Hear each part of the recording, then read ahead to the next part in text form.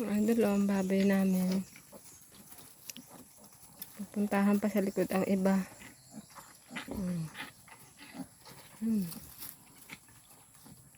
Yun na sa likod. Isa ka. Bumilis ka. Huwag ka na sumuot dyan sa loob. Kala ko susuot ka pa uli. Kinukulit ang ina. Tinatanong yata ako sa inong ama. Bahala ka, mama.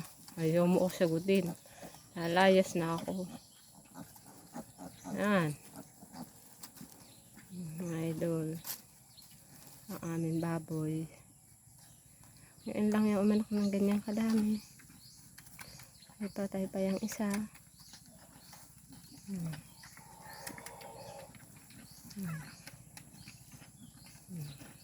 Hindi lang makasuso na yata ang iba. Ay, puso mo. Naku naman.